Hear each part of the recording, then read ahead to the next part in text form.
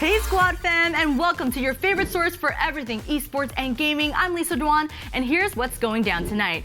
Ron Lee did so well yesterday, we decided to bring him back. He and Brody will be debating the latest in Unmuted. And then later on in Esports in 30, we have a super stacked show because we're breaking down all the latest fighting game action with some very special guests. But first, let's talk about a game studio that brought us iconic games like Red Dead Redemption and Grand Theft Auto. This is Rockstar Games in-game files.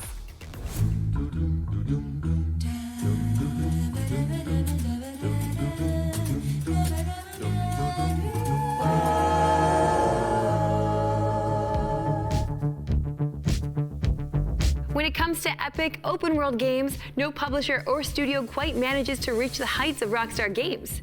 Whether it's the mean streets of Liberty City or the wide-open plains of New Austin, Rockstar has a reputation for crafting intricate, detailed worlds that you can get lost in. And when it comes to sales, Rockstar regularly smashes records, leading it to become one of the most successful developers of all time. But how did Rockstar become an entertainment giant? How did the company that published the Austin Powers games also come to publish Grand Theft Auto? To find out, we have to go back to where it all began, to 1984.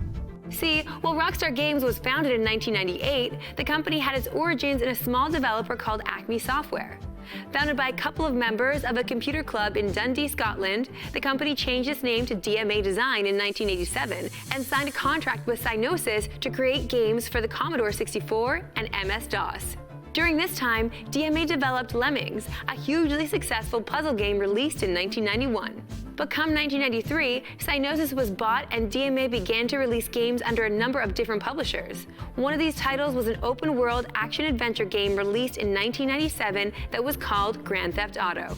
In creating the game, DMA signed a deal with publisher BMG Interactive that gave BMG the rights to the franchise. After it sold millions of copies, BMG was very happy that they had a popular franchise on their hands. But while BMG owned the rights to GTA, DMA would still develop sequels. At this point, a flurry of acquisitions changed the future of every company involved with GTA. In 1997, DMA was bought by publisher Gremlin Interactive. Come 1998, BMG would be bought by Take-Two Interactive, and later that year, BMG changed its name to what is called today Rockstar Games. Rockstar was established as Take-Two's high-end publishing label. But apart from Grand Theft Auto 2, Rockstar's initial games were a far cry from the kind the studio would later be known for. Rockstar published such memorable games as Monster Truck Madness 64, Thrasher Presents Skate and Destroy, Wild Metal, and 2 Austin Power games for the Game Boy Color. Not exactly high-quality winners in retrospect. But it wasn't long before some actual good games began to come out. The Smuggler's Run series sold well on the PlayStation 2, and Midnight Club kicked off a racing franchise that is fondly remembered to this day. Then Rockstar partnered with Remedy Entertainment to create the cult favorite shooter Max Payne, which combined graphic novel noir and Hong Kong action to great effect in 2001. While these quality games were being made, Rockstar and Take-Two were busy. Rockstar acquired their first company in 1999 with the creation of Rockstar Canada. Meanwhile, Take-Two purchased DMA Design that same year to ensure that GTA would remain in-house. It was the best decision it ever made because in 2001, it would release the game that would mark Rockstar's place in video game history, Grand Theft Auto 3. It was one of the first major 3D open-world games of the 6th console generation and is regularly seen as one of the most important games ever made.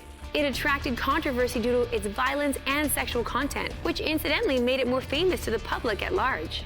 In 2002, DMA Design rebranded to Rockstar North. That same year, Rockstar acquired 3 new studios: Rockstar Lincoln, Rockstar Vancouver, and Rockstar San Diego.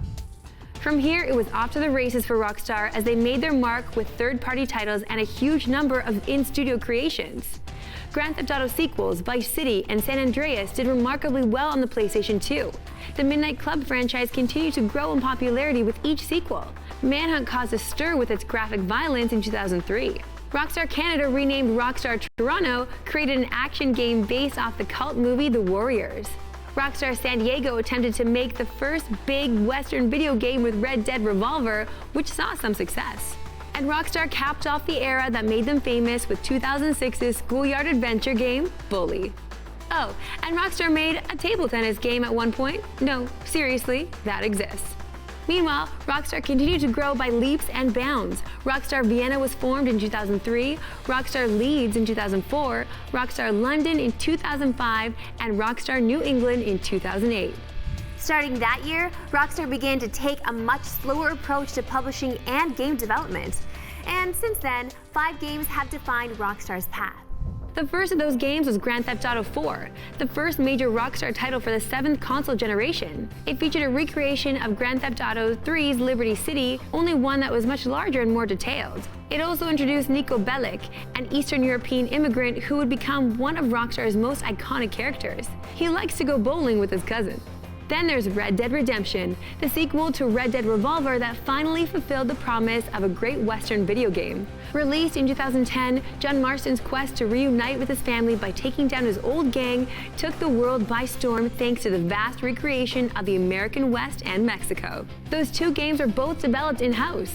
Rockstar's last third-party title, LA Noire, was developed by the Australian team Bondi. A detective game set in Los Angeles, it was moderately successful, but accusations of poor working conditions caused Rockstar to end their relationship with the developer. It also marked the transition of Rockstar to developing games only in-house. Rockstar then made Grand Theft Auto 5, which made over $1 billion in 3 days and would go on to sell 95 million copies worldwide. By itself, it is the 3rd best-selling video game ever made, surpassed only by Minecraft and Tetris. Rockstar's latest release is Red Dead Redemption 2, the much-anticipated follow-up to Red Dead Redemption. It's only been out for a short time, but it's already made over $700 million. Even though they develop fewer and fewer games, Rockstar has made an impact few developers could ever hope to achieve. Its open-world games are second to none and have influenced the design of video games all over the world. While the scope and subjects of their games vary, the moment you see the Rockstar logo, you know you're in for a great adventure.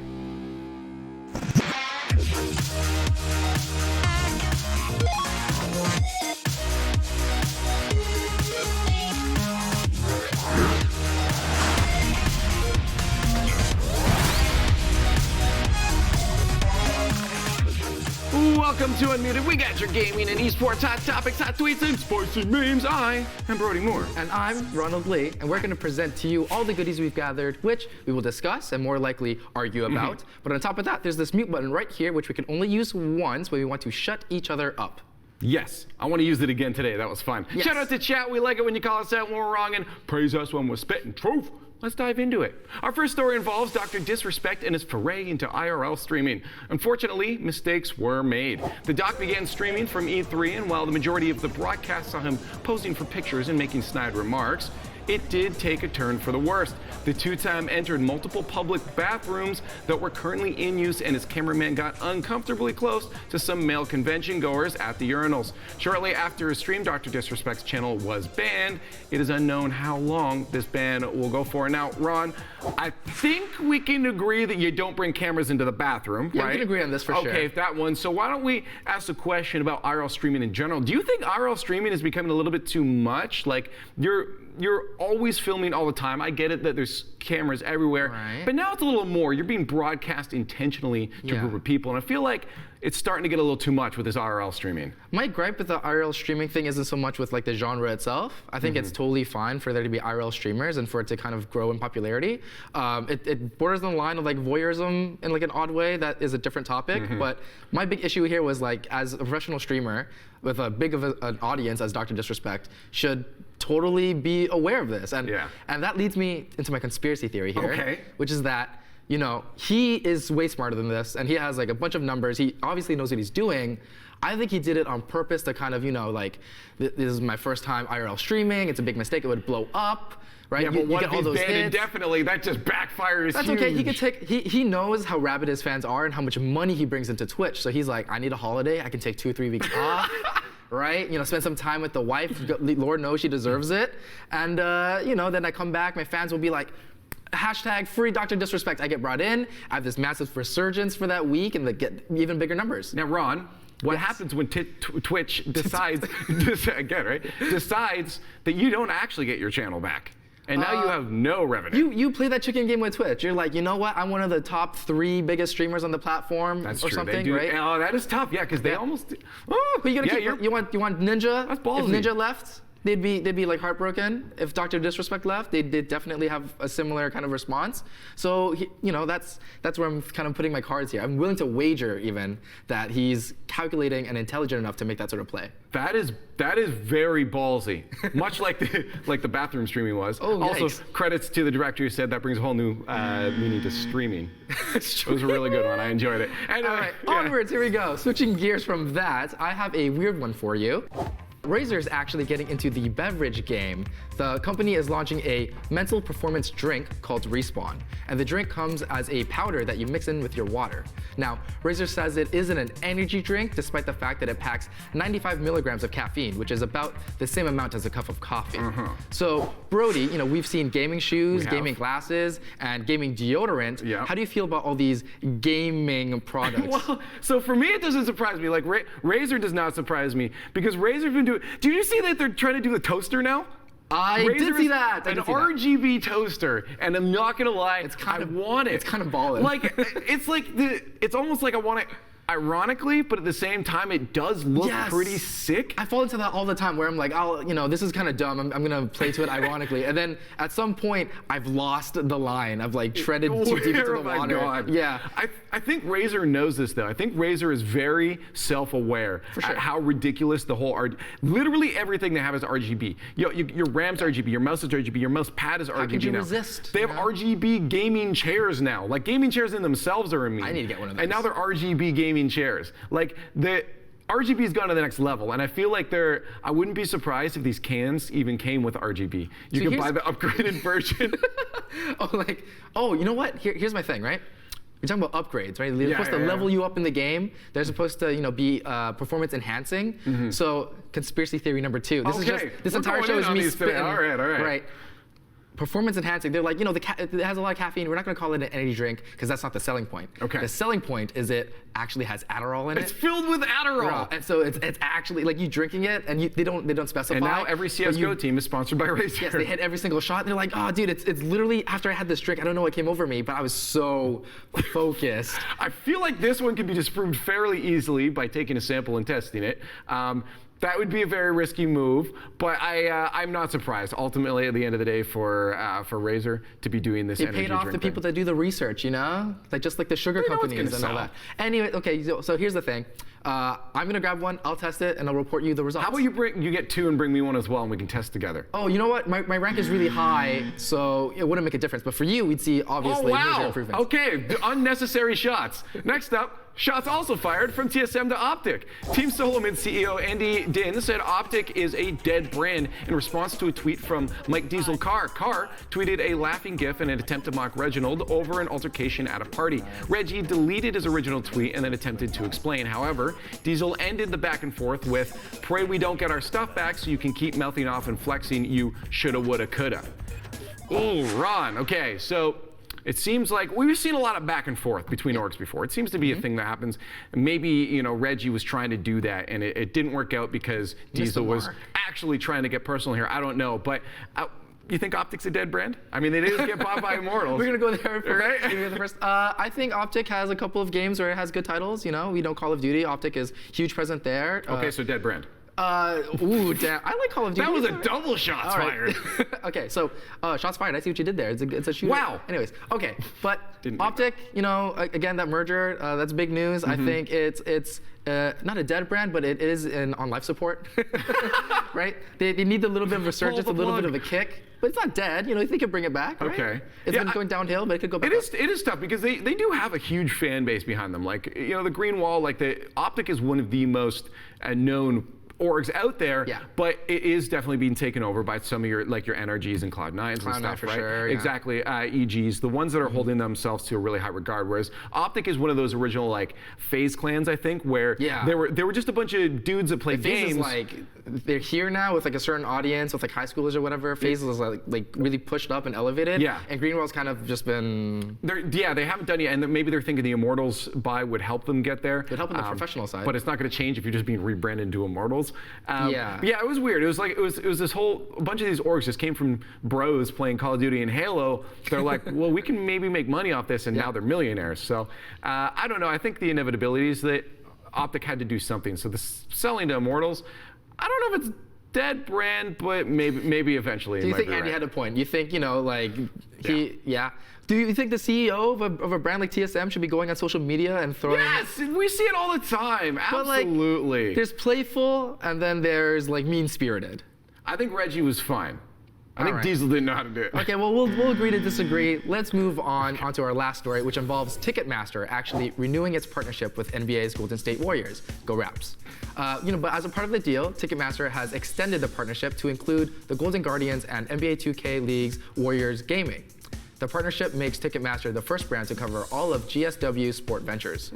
So, Brody, here's a cool thing. Yeah. Do you think deals like this really highlight how the mainstream is slowly kind of pushing its little grubby little fingers into esports now? I suppose. I mean, I suppose. Ticketmaster doesn't really surprise me because they got their grubby fingers everywhere. Yeah, they're everywhere. Oh They my own God. everything. Look, the Rocket League tickets are being sold on Ticketmaster know too. that. Yeah, and it's not like an exclusive partnership thing. It's just that's the platform I think they decided to go with. yeah. But no, Ticketmaster It is the biggest definitely name. Yeah, they're getting in there. But it's unfortunate because Ticketmaster is not fun to use. No.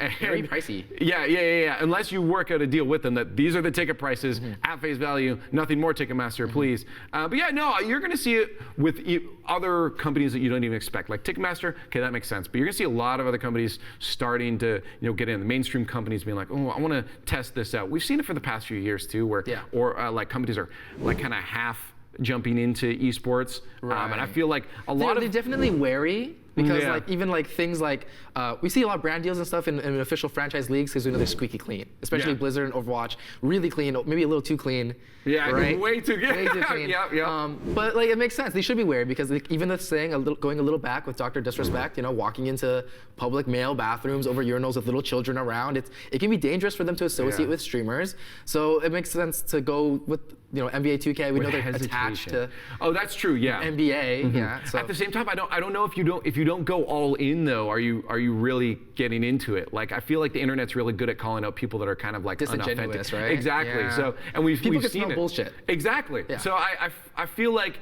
if you're not going all in, and I think that's why people have a bit of an upset with some of the NBA 2K League and stuff, just because it's like, well, it's just an extension of the sports things. I feel They don't like actually- that. That resonates with me a lot. I can definitely smell something's up because it's almost like. I'm sorry, that's just me. Well, it's like you have your traditional sports, and then you have the NBA 2K, and it's clear to me at least that you want those people in games to watch Yeah. regular basketball. Well, chat, let us know. They have to go all in or can they half it? I don't know. Let's move on. It's time to check in with streamers and clip it. First up, we have a clip from XQC and his awesome hops in Jump King. No! Back at it again. Top jump, max jump, side hop, mini side hold hop, max hop, bottom right hop, upper main hop, right hop, almost max hop. Max hop.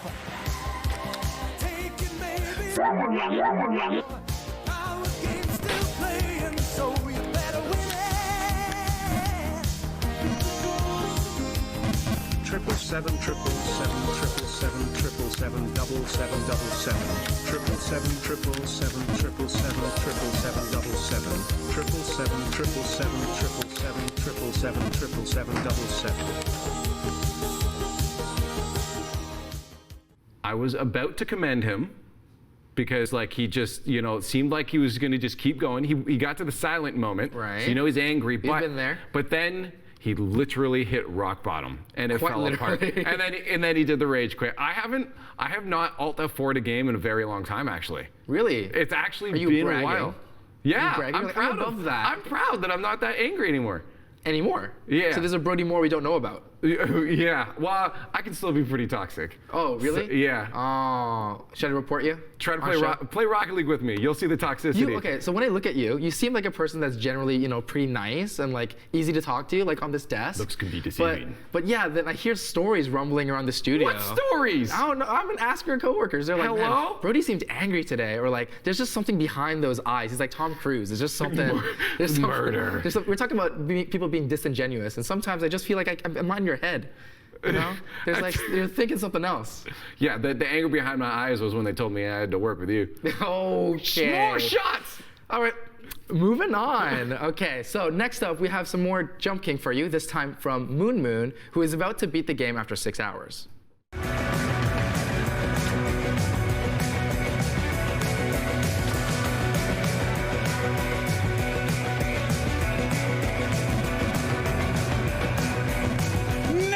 No! No! Why are people playing this? This is like The sense of accomplishment. Did we not learn from getting over it that you don't play? That's not a sense of It accomplishment. is. No. Have you played co-op? Yeah. Yeah. Have you ever made it like really, really far and actually got the mechanics down that it becomes muscle memory and you feel Yeah. like you've accomplished how to walk? Yeah, and then you realize you have to jump at the end. I've never gotten that far for. Okay. Okay. It's like I'm more like Moon Moon, where like I'm there and I like the feeling of accomplishment up to a certain point, and then the first sign of like failure that sets me back that hard, Yeah. falls at 4. I'm like, I'm done. I'm out. That's what I'm saying though. Is like why? I know that's inevitably going to happen. I know that I'm not ever going to get to the point. If I tried, I could probably beat it, but I'm never going to get to the point where I can hold composure that long. Inevitably, I'm going to quit. So why even try to play those kind of games? That's the thing with us. They're just better people than us. They're better gamers. just better than us. They have the perseverance. It's a character quality that we don't have, that we should praise them for having. Right? It's also Stop pointing out my possibly flaws. conspiracy number 4. Oh my They actually hate the damn games, but they play them because we know people on Twitch like to see the people angry, Yeah. and they know it gets more views. So they're not doing this because they genuinely enjoy the game or whatever. They're doing this because they're like, I'll That's put not- up with it for the money. It's not really a conspiracy. That's That's probably true. just fact. Yeah. And so is everything else I said. I know, everything mean about me too was true. Anyways, it's time of day again where we peruse the deepest caverns of the Twitter cave so we can uncover what the pros have been shouting to the world for us to enjoy. Let's kick it off with this regrettable tweet from Pro Smash player Locus. Keep in mind, this was before the Nintendo conference. He said, if Banjo gets announced for Smash on Tuesday, I'll give everyone that retweets this tweet a free hour of coaching. It's not happening. Well, if you weren't looking, it happened, and Banjo got announced yesterday at the Nintendo conference. So, I mean, it didn't sound to me like he was too confident, because free coaching is not like a life-changing thing. It's like, it's a hassle, right? And it'll take up like a large chunk of your time, but it's nothing of like, I'll eat my shoe. But 11,000 hours based off the retweets he got is a lot. No one expects him to actually give every single person, right? Like if he did something more consequential or kind of like more memey, he could have made it a win-win scenario for himself. I think this was a missed opportunity on the part of Locus. No, you're right. I feel like at that point it would be unreasonable for us to expect him to follow through with that. At the same time, I kind of want to make him stick to his word. Unfortunately, I didn't retweet, so I'm not going to get that coaching to make me good. I'll coach you at Overwatch. Free of charge. Good luck. You are putting yourself into a bad spot here, buddy. I believe in you, I'm man. taking that, though. I believe in you. All right. All right, well, we'll plan that out later. Let's Okay. move on to our next tweet, because this is a prime reason as to why gamers shouldn't tweet super late after a long gaming session. Avery Ham shared this. Honestly, there is nothing better than the smell of your BF's colon. Heart emoji plus drool emoji. Feel like there might have been a typo? She 100% meant cologne. And if she didn't, maybe she got, you know how everyone loves their own brand. Everyone loves their own don't brand. go there, Maybe please. people. We didn't do it today, and I thought we could make it like, reconcile something. Because yesterday you threw a mute, I threw a mute. It was very hostile. Today, what is that? What is that? Okay, now that he's not talking, I have the opportunity to expose him to the entire world. Brody farts around the office all the time, everywhere. That couch that we sit on for Esports in 30, it is filled with his brand of gas. It's like he just can't resist it. Like I know he comes in the morning, always with like a cup of coffee. I don't know what it is, but it's 99% him in that couch. Okay, stop! I did one. Enough! You're done. We're moving on. The counter mute. And our last tweet for the day is from one of my good friends, RLCS analyst Gibbs. He tweeted this. My wife, I loved London. It was 1 year ago that we went. Me internally, man, Justin Cole was effing nutty. Don't worry, Gibbs. I echo that feeling. I actually forget most of anything I did in London during the LAN, because that's where our Worlds was. All I remember is Justin's goal. And even you know about Justin's goal, do you not? I'm good? I'm clear? Yeah. No, who's Justin? What goal? What? I didn't watch Rocket League. It is the goal. It is the goal? The goal. Are you It's gonna- the only goal that was ever scored in Rocket League. I know about only like good esports, like League of Legends. Wow, where? No, I used this You too already early. used it. You got debated, outplayed. Outplayed. This is why you're going to be my coach. There, see? Right? Like, back on the friendly terms once again. All right, perfect. Right, Let's there we move go. on, though, because it is time to get to some crowd controlled. Unless something really, really good comes up, I promise this is our last Keanu meme, because it basically summarizes how the entire internet has been acting lately. Everything is Keanu forever.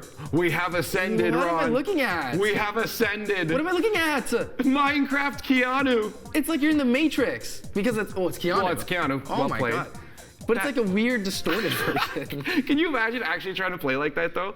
Because I've seen a Nick Cage one, like very similar to this, where it's just Nick Cage everywhere. you won't know what actual items you're getting. That's true. Yeah. That's true. I mean, even the text was different, right? Yeah. Oh my god, that's Everything's hard mode. Keanu. Hard mode. This is the world that I can live in. That must be what's going on behind those eyes. It's just Keanu all the time. Until next week when my ADHD kicks in. I'll move on to the next meme. Just get some of that Adderall drink, that Razor. Okay, yeah. Right? Easy. Yeah. So, you know what? That was weird, but you know what else is weird? Here's a weird thing called Meat Fortress, which is an official update for hot dogs, horseshoes, and hand grenades.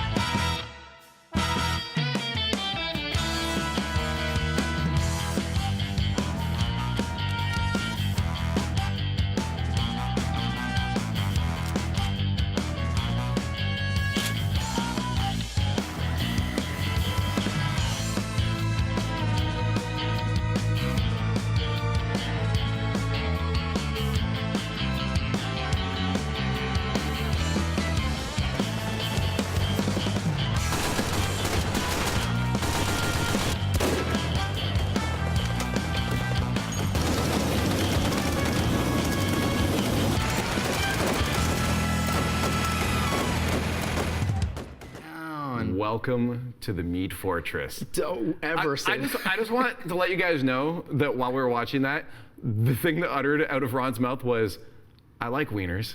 I didn't say that. It was not on tape. That's. I guess I have no proof. Do we have bloopers? Huh? Do we have bloopers? No, we need to always have a mic recording on the We side. really do. No, we'd get into a lot of trouble. People hear my farts all the time when I forget to like unmic in the when I walk around the office. You go to the bathroom with that? Yeah. But no, seriously, that looks sick. I love VR. And now I can run around as a wiener, shooting people Team Fortress style. That's sick. You gotta love that too. Do you play Team Fortress actually? Because I played a Overwatch lot is of Team Fortress, heavily yeah. based off of that. Yeah, a lot of pros came from Team Fortress 2, and they're like a part of the Overwatch League now. I kind of missed the boat in like the competitive scene. When I was playing, I was much younger, and I only played it for like the hats. You know, it's free at some point. Yeah. Right? It was you paid for it before, Yep, but now it's yep. free. I was more of like a Portal person. You know, Left 4 Dead. As I talked about yesterday, Left 4 Dead is my ish. Team Fortress was cool, but just wasn't perfect for me. But now that they're hot dogs, maybe I'll jump into this and relive. All right. Not relive. But Try live. again. Yeah. Live for real this time. All right, you and I'll have to jump in and roast some wieners sometime, but right now we're gonna move on to our next piece. I used to do parkour, but I think I'll be getting into it again after seeing this new trick from Seductive Moose in Assassin's Creed. This is proper parkour.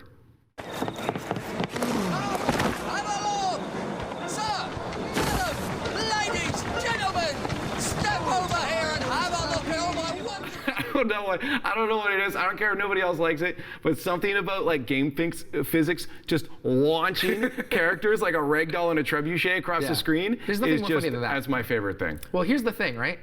You've talked before prior in the show about how you were like a skate kid, you know? You talk about a lot about how you were like athletic. So, egging you on right now, What? parkour over this stool. Do it for the meme. We need the viewership. Parkour. That's, man, that was really disappointing. That That's gonna was- be cut out the show now. You're not We gonna be just cut out the lost the show. entire segment. Yeah, well, I'm so disappointed. Okay. Like, you can't follow that performance with that pitiful. How about we don't subject you guys to it anymore, because that is it for Unmuted. Remember that you can always hit us up on our socials just to say hi, or send us stuff to react to. Check out all our socials at Squad State for everything esports.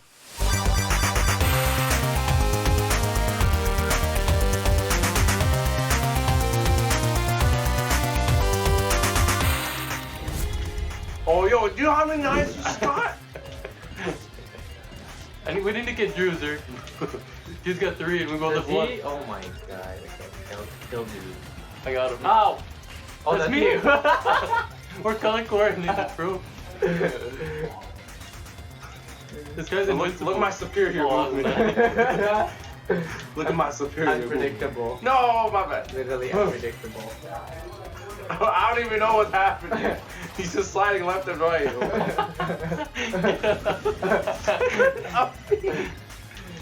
Okay, we still gotta beat up Drew. Did you just hurt yourself? Oh, what? I'm a god. I'm a god. As always, if you missed any of the action from the green room, you can catch it all on Twitch because, you know, VODs are a thing. And while you're there, be sure to subscribe to our channel for exclusive emotes and badges. Now, just in a bit, Brody and Drewface will be talking about the Mango and the Taipei Major with some very special guests, so be sure to stay tuned for that. But first, let me get you caught up with the news in Reported.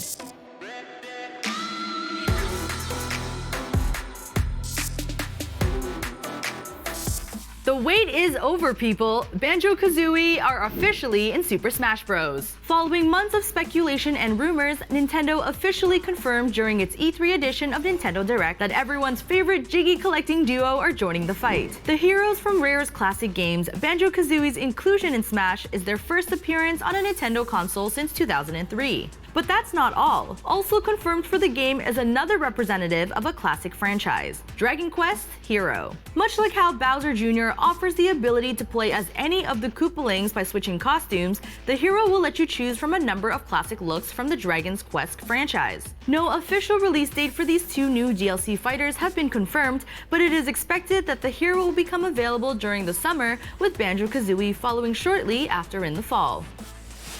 The investment company backed by the owner of the New York Mets, Sterling VC, has launched a new company to manage its growing esports franchises. Named Andbox, as a play on the video game term sandbox, the company will hold the two esports teams currently under the Sterling umbrella, the Overwatch League's New York Excelsior and the currently unnamed team which will participate in the 2020 franchise Call of Duty World League. Andbox will also aim to bring more gaming-related events to the Big Apple and build out a merchandise division. In a statement on Bloomberg, Andbox co-founder Scott Wilpon said, "We are excited by all of the possibilities Andbox unlocks to represent New York in the world's preeminent esports leagues, and we're continually on the lookout for new opportunities that resonate with gamers both locally and globally." The New York Excelsior are one of the most successful teams in the Overwatch League so far, winning 2 stage titles during Season 1. The team has also hosted several sold-out watch parties and meet and greets in New York, as well as collaborated with apparel brands to open pop-up shops.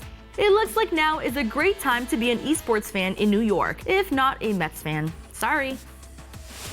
A new legend will be entering Kings Canyon for the start of Season 2 of Apex Legends. At EA Play this past weekend, Respawn and EA revealed details of Battle Charge and new legend Wattson. In an interview with Polygon, lead project manager Lee Horn described Wattson as the developer's second evolution of defensive playstyle. It will require players to think far in advance and anticipate enemy moves in order to counter. Her electrifying kit will allow her to create lines of defense that slows down enemies and help replenish her allies' shields. Apparently, Wattson has been in development for almost over a year, with the devs taking the time to fine-tune her abilities to offer a legend that isn't highly aggressive. Season 2 promises new weapons, map alterations, and regular challenges. Battle Charge kicks off on July 2nd, so start saving up those legend tokens.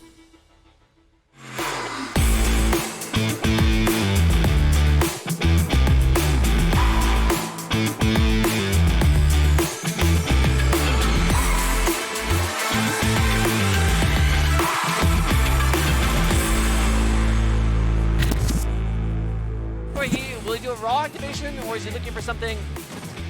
Fujimura no kunai left, so he's got. Oh my god, just enough. Magic 1 pixel. HP left here for Fudo. It's going to be a miracle for Fudo to take this. Oh my god, dash jump! Oh, SFAT. So SFAT loves FD. Oh, F smash, smart. Okay. Down throw. Oh, nice timing there from Moki. Dude, his reaction is nuts. Holy shit! That's tough. Moki's going to Summit. What's up, everybody? Welcome to Esports in 30. I'm Brody Moore, and this is Drew Face. And of course, today is all about FGC. Drew, we got a loaded schedule, so what we got? Look, we got a crazy party of a Smash event called the Mango. And then we definitely got some crazy Street Fighter action with the Taipei Major. Hey, man. Well, why don't we just get straight into the Mango? Before we call up the legendary Smash commentator Toph, let's check out the highlights from this very unique tournament. I mean, still 100% doable for Mads. Oh, that might be it. That's it. Hold her. Oh, that was smart. Oh my god. Oh my goodness. This is so even right now, dude. Oh, that could be it. This is so. Kevin, what? Couldn't have said it better myself, Alex. Jesus. Look at this. Oh, the dash dance. Is that going to be it, though? Damn it. Going home. Wrestler. Oh, nice. He's still got a jump, though. But nice. I love Wow. That's how you're supposed to do it. That was great. Oh, SFAT. So SFAT loves FD. Oh, F smash. Smart. Okay. Down throw. Oh, nice timing there from Moki. Dude, his reaction is nuts. Holy. That's tough. Moki's going to Summit. Wow. Kind of came down with the back. Oh my god, I missed. Dude, this guy's crazy. Moki is so good at spacing right outside like the get up attack and whatever like options Falcon has. He gets the wave land off into the air. Yo, what a shield poke. Moki's playing Moki's good. Fuego. How much you getting paid right now, dude? Hey! It doesn't matter. Come on, there you go. Tap it in. Nice.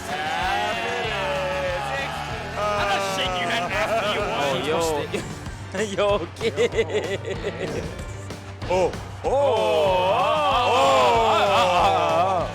With Moki at 4 stocks to 3 stocks, can he make this comeback? Leffen, how do you feel going into this last stock You know, right now? he's down 2 stocks now. That's really bad. What is it? Oh! Sakurai. Oh! Yo! That was sick. That was super dope. Any of y'all could hop up there.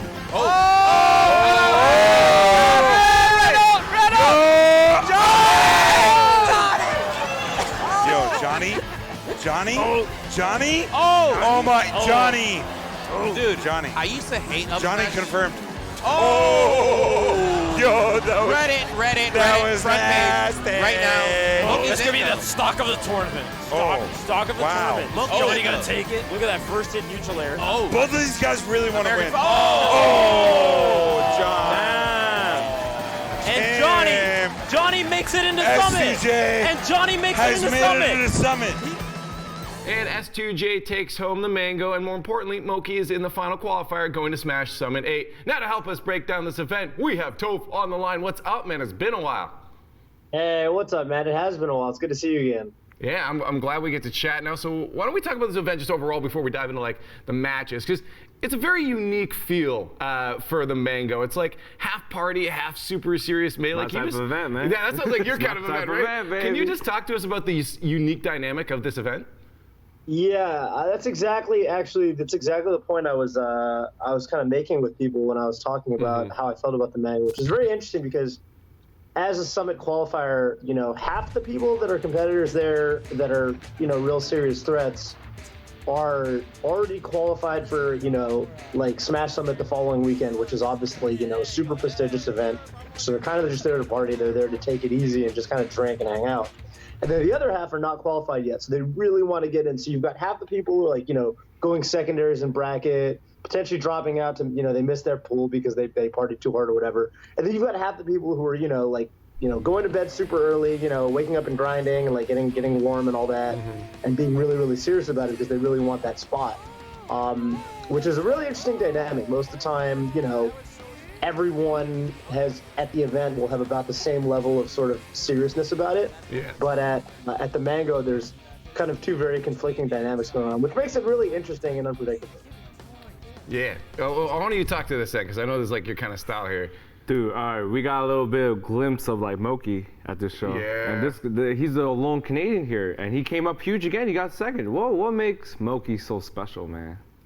Yeah, Moki, I mean, he's been on a tear lately for sure. Like at Get On My Level a couple weeks ago, he really put on like a strong performance. I mean, like he got top 8, right? And like Wizzy got 4th qualifying of that event, beating Hungrybox. But like Moki was right there, if you remember. He took HBox to game 5. Yeah.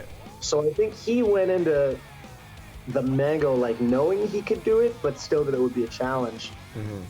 And I think the thing about Moki is, like, at least when I watch him play, I mean, when I talk to him, because we actually did have him on the reads last weekend in NorCal, so he actually was, you know, like I actually got to hang out with him, kind of pick his brain all weekend. But when I talk to him, he's a really humble guy, but he like doesn't play like that at all. Like when he plays, I feel like he's always playing like he's the best player on the screen, whether that's true or not. He always plays like he's like just, you know, like I'm better than this guy. I'm gonna style on him. No, I feel like you have to do that. Like once you're in there, like everything can change right now. I'm just questioning about this event. You know, is we have to take it with, I guess, a bit of grain of salt because it wasn't, you know, the highest level. But I'm just wondering if this was the proper practice for him because we don't get to see him at too many events. But he's still playing at this top level, even when he's going into like, you know, this fun event. Do you think he's going to be able to stay in form going forward, or do you think that's going to fall off?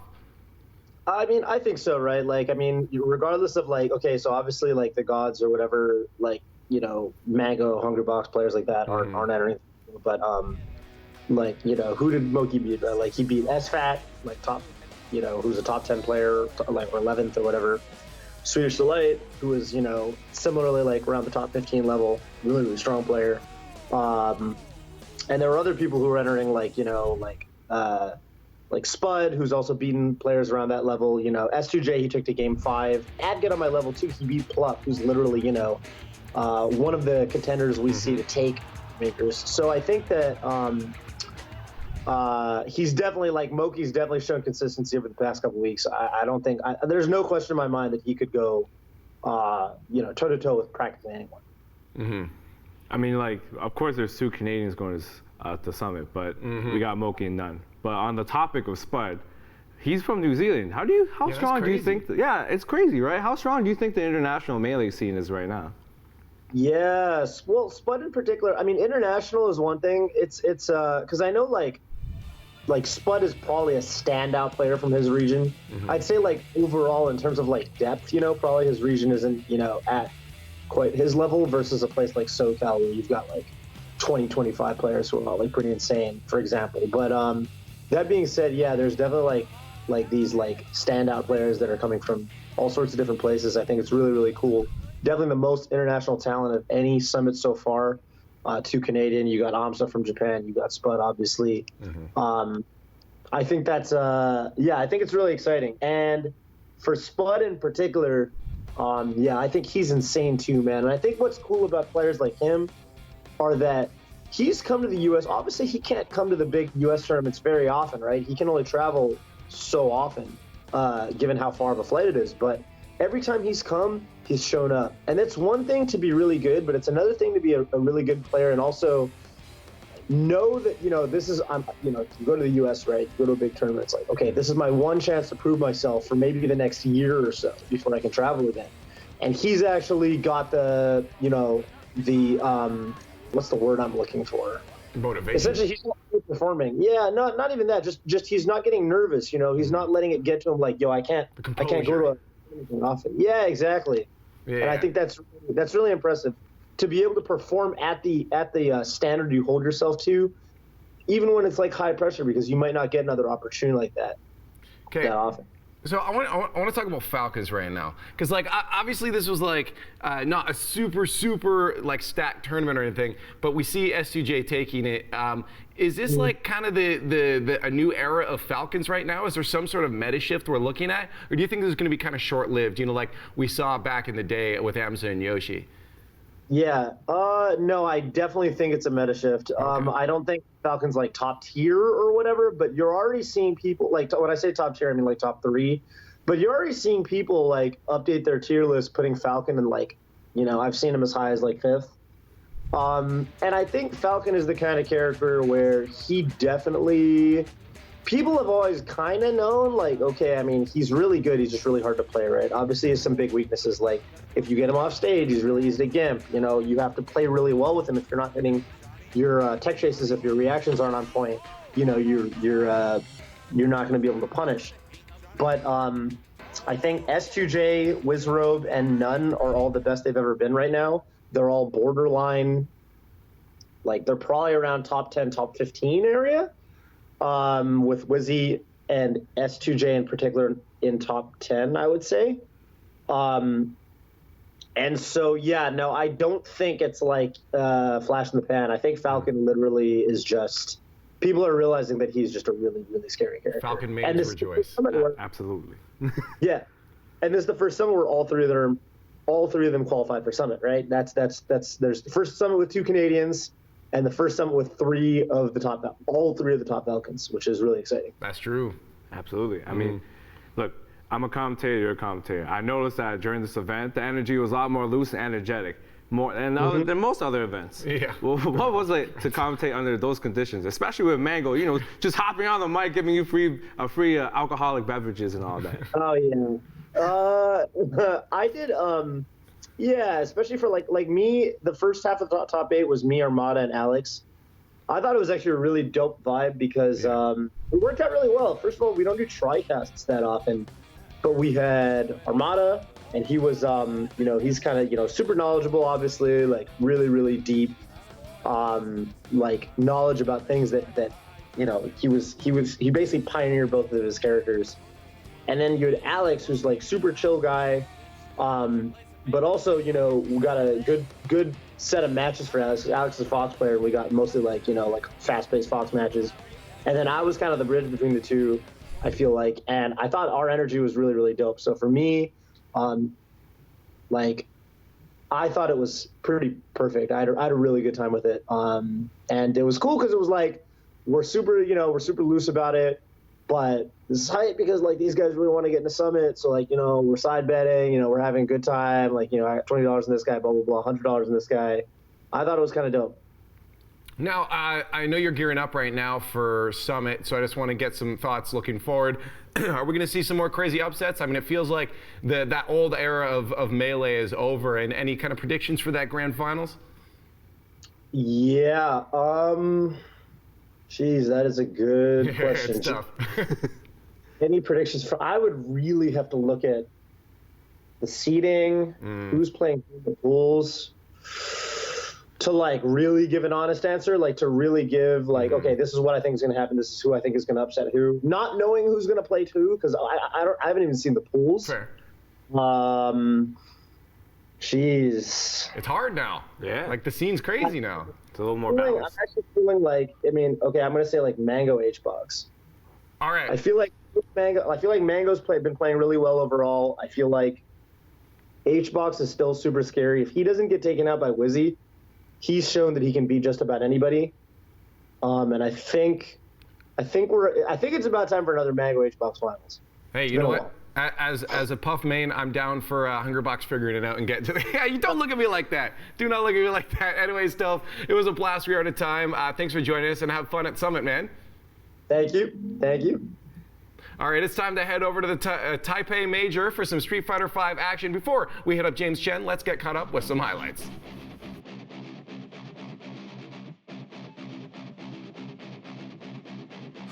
Oh, but he was airborne. Yeah, another one. Doesn't care. Wow, what is he crushing? Probably backdash, right? He's airborne, probably backdash. Oh! Goes through with trades. Another one. No fear. He knows, dude. He knows. He doesn't care about that damn mirror. Here we go. Last time he backdash command grab. Aegis available for Yusei, though. Oh. Give me another one, baby. Psychic Crusher, save. Punish! Oh, that's not safe! Hey! Yusei popping off a little bit. That is gum disease. Every kid's brush your teeth, don't wind up like that feature can do. Oh, double KO! We'll take it! What's the mix-up? Oh, interesting. Back off. off. One clean hit, does Yen. But will he even get it? Oh, my that's God, gonna should be it!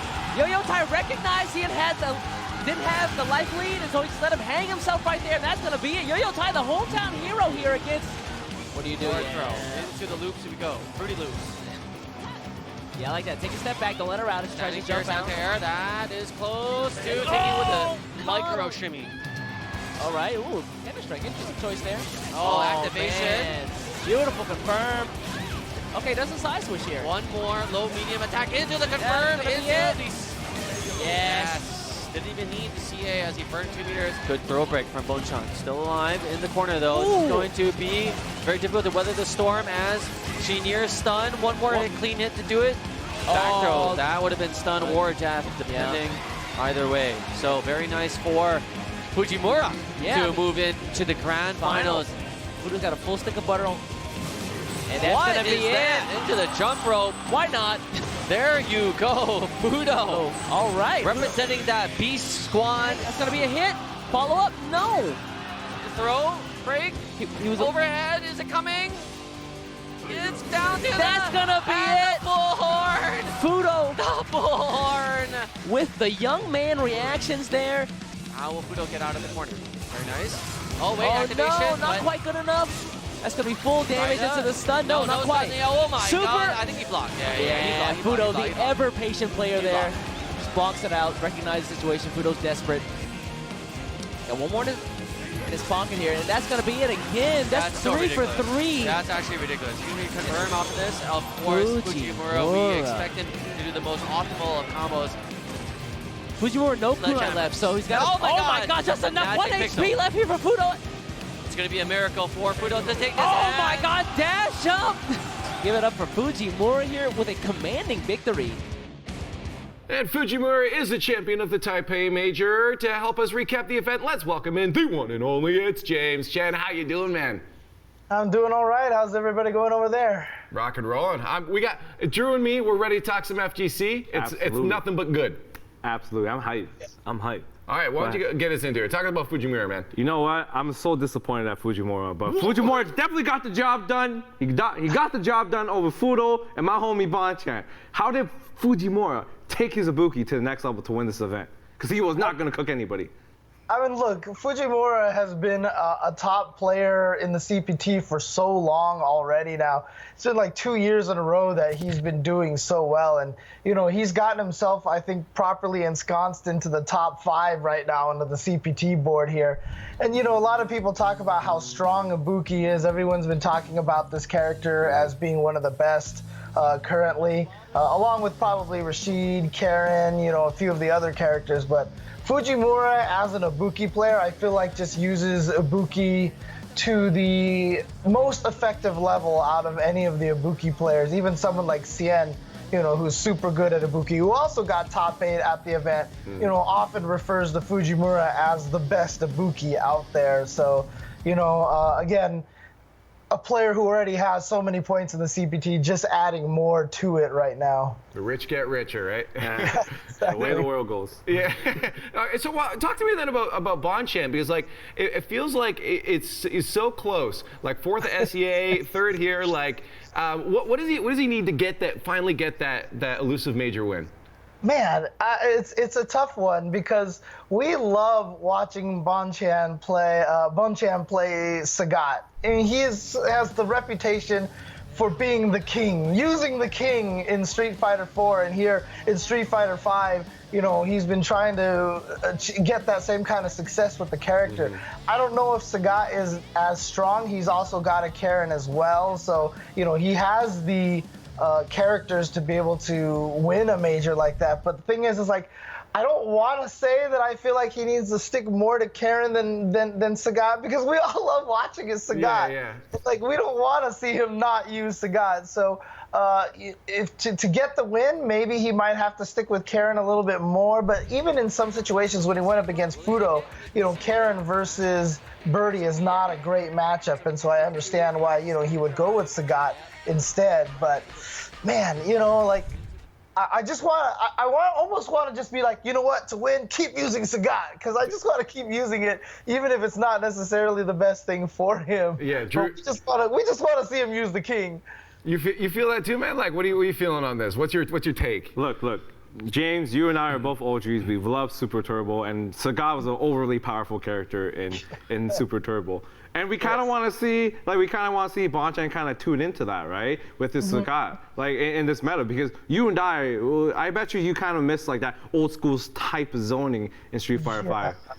Yeah, the whole projectile zoning game is it's almost kind of like a lost art. And, you know, for Sagat, it works in certain matchups in Street Fighter 5, but there are certain matchups, you know, where it just doesn't work nearly as well when you have characters like Bison or Nash or something that could just, you know, take the fireballs, and, you know, it makes it a little bit tough to be the zoning kind of character with that. Yeah. But, you know, Sagat is still considered kind of, you know, mid-tier, mid-high tier, so he is the underdog. So when people get to see Bonchan doing so well with the character, it's just thrill. It's the underdog thing, you know. People want to see him win. Do you think it'd be too much if he tried to switch away, like just because the gameplay's kind of shifted away from that style? Do you think it'd be too much to try to get your head in that mindset, and that's why, you know, we see that, like, Bonchan not being able to, you know, do anything different to get that? You know, I mean, I feel like he for the longest time, and he was a Nash player, and now he's a Karen player. His Karen is obviously very, very strong. He did well with Karen before, so I don't think it's too much of an ask of him to try to change the style. I just think it's just he kind of is aware of the fact that people would love to see a Sagat, and I think he has a lot of fondness for the character as well. So, you know, I wouldn't even necessarily say Sagat is his main at this point in time, because I feel like he's been using Karen for so long. So he can go either way, and really, I wonder sometimes if it is a little bit of the viewer pressure that he uses Sagat because he knows people just want to see it. Every time he does it, the audience cheers for him, and like, that feels good too. Yeah, exactly. That's true. I mean, we gotta move on from Bonchan, or else we'll just talk about him all day, right? But there are a couple of hometown favorites at this top 8 at Taipei Major.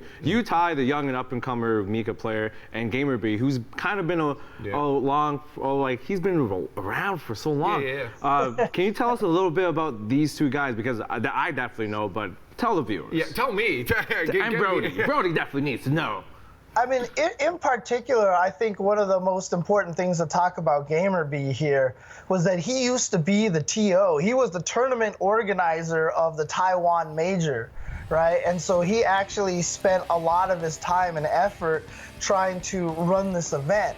And this year, he decided to stop. He said he really wanted to concentrate on playing again, on being a competitor. So he stopped being the TO of this event, and Oil King, one of the other strongest players from Taiwan, took over. And that's why it's not the Taiwan Major anymore, it's the Taipei Major, because he kind of wanted to respect GamerB's event and, you know, not continue that and just kind of go off on do a different way. But that's super exciting to me because, look, I'm the biggest GamerB fan. I love Bruce to death. I've been a fan of his forever. And, you know, the fact that he decided to take the backseat role on the Major to be a competitor, and then here he is, and he made top 8 on winner's side, you know, showing that, you know, the decision that he went with is paying off, and he's, you know, back into that position where he's playing so strong again. I'm really happy for GamerB, and I'm hoping he can continue the success, you know, not having this major to run and to be able to concentrate on the competition side. So it is really exciting for me to see GamerB doing so well here at the Taipei Major.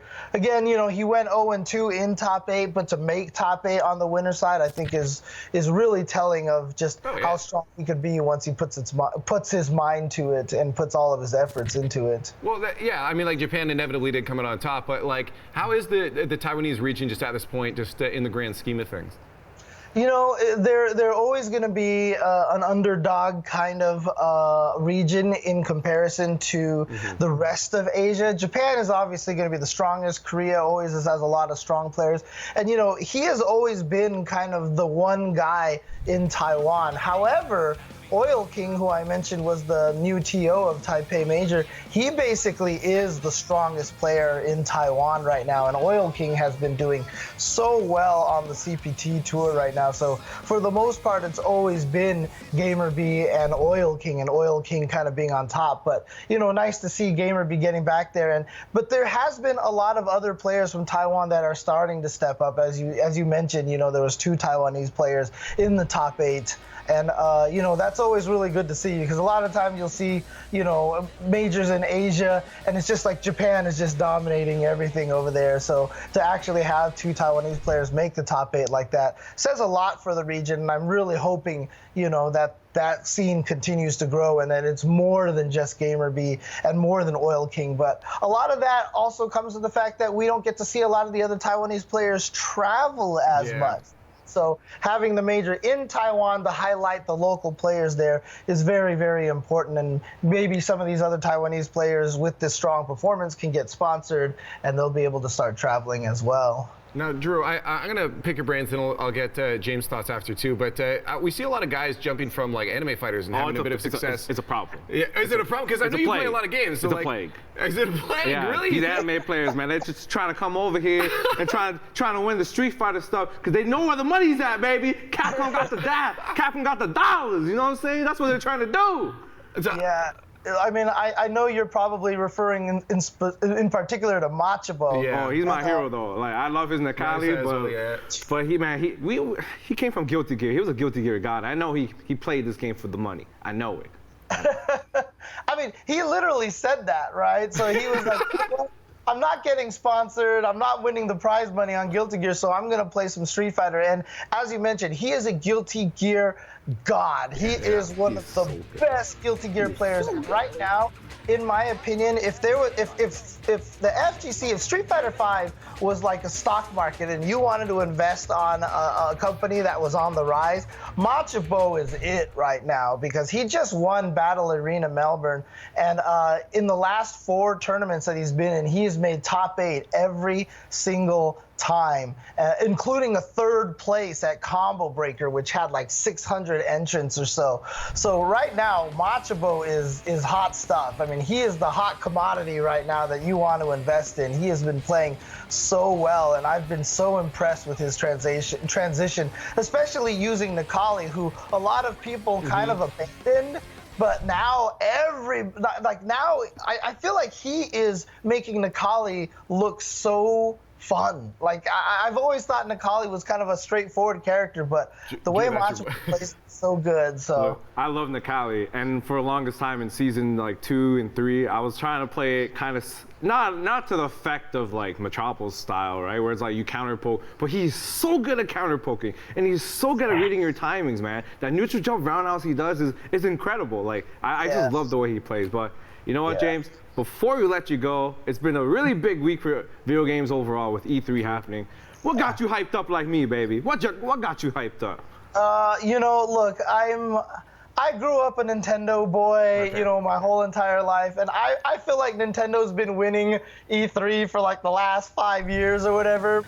They revealed Banjo-Kazooie for Smash Brothers, which I thought was super awesome. The hero from Dragon Quest, and then a Breath of the Wild sequel. Like I thought maybe it was gonna be DLC, but it's like gonna be a full-on sequel.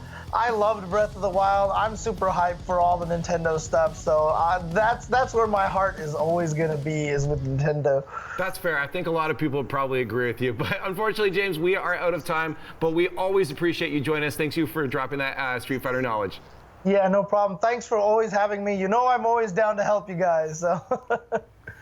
Bro. I love James Chen. I love him too, dog. James Chen. I saw you swooning anytime I went into his camera. You just swooning. You're like, it's James Chen. He's amazing. Anyways, Drew, you talked about Nintendo at the end there. So we got to talk about, of course, the new characters that they launched. I think there's way too many anime sword fighters in this. No, they're not. Stuff. But I am hyped about Banjo, though. Oh yeah, Banjo is definitely hyped. But the Dragon Quest hero is amazing, dude. He has his own menu for magic, and you can play as all the protagonists in the most relevant Dragon Quest in the last 30 years. How am I not hyped for that? And he has a sword, so I'm definitely hyped. Yeah, I don't know. It's just like it looked like too much like Robin. Shoot magic, dude. He can shoot magic. We got Robin. We don't need another one that can shoot magic. Who? What? Who? You're like relevant now. We got Dragon Quest here, bro. I know. I'm not gonna lie. The only Dragon Quest that I actually really enjoyed personally was Dragon Quest Builders, and I know that has nothing to do with the original series, really. So I probably can't talk too much to that. But Banjo-Kazooie looks lit. Yeah, that's definitely lit, for sure. Definitely not Duck Hunt clone. All right, enough of my opinions. I need one more opinion from you. It's got to be, of course, our player of the week. Who's hitting it this week, Drew? Monkey, baby, that fox is way too fast. I don't know what you were cooking, but everybody else was definitely slower than you. He was moving in the Matrix, dog. That was crazy. How are you gonna argue that? Like that should be the end of the story. But I'm gonna make you just convince me a little more. Why? Do you think he's gonna be able to keep this up? You think Moki's gonna fall off, or is this just the beginning of Moki? This is the beginning of a new era. A new era. Yeah, Moki That's era. a big claim, man. Absolutely. You think like absolutely the future of Smash is Moki and Canadian. Canadians are taking. The Americans are still really good, man. You can't discount Absolutely, them. they're really good, but we the king of the north. All right, those are some bold claims, and I'm gonna leave you guys to decide whether he's right or not. But that is all the time we have for today's show. Big ups to Toph and James Chen for calling into the show. Tomorrow we're throwing it back to ESL 1 Birmingham for some Dota 2 action. So make sure you're here for it. Until then, check out all our socials at Squad State. We'll see you tomorrow. I told you it was going to be a super stacked esports in 30. Aren't you glad you stayed tuned for that? All right, shout outs to Red Bull for fueling us in the green room. We'll be back tomorrow at 1 p.m. Eastern time playing more games in the green room. And then that night at 8 p.m. we got a brand new Unmuted and a special Dota 2 edition of esports in 30. Until then, you can catch us on all our socials at Squad State. Thank you so much for watching, and we'll see you tomorrow.